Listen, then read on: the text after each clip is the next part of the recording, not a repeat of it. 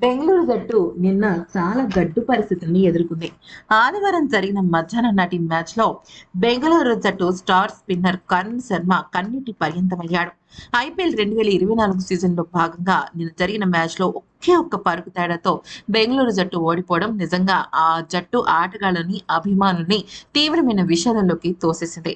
ఈ మ్యాచ్‌లో ఆర్సీబీ గెలవలేదన్న బాధతో కరుణ్ శర్మ కుప్పకూలిపోయాడు. మిచెల్ స్టార్క్ వేసిన ఆఖరి ఓవర్‌లో 3 సిక్స్‌లు బాది ఆశలు రేకెత్తించిన శర్మ 2 బంతుల్లో 3 పరుగులు చేయాల్సిన సమయంలో రిటర్న్ క్యాచ్ ఇచ్చి వెనుతిరిగాడు.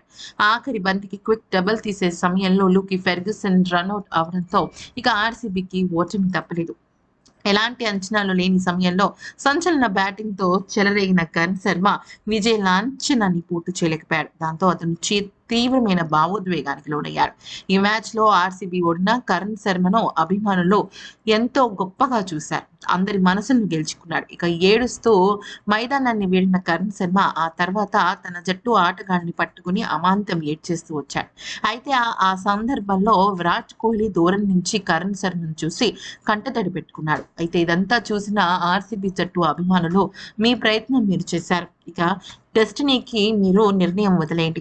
ఏదైనా కూడా మేము చాలా హ్యాపీగా స్వాగతిస్తాము అంటూ తమ అభిమానులు అంటే తమ ఫేవరెట్ ఆటగాళ్ళని ప్రోత్సహించడంలో అభిమానులు ముందుంటారు అని చెప్పడంలో ఇదొక సాక్ష్యం అని అనుకోవచ్చు.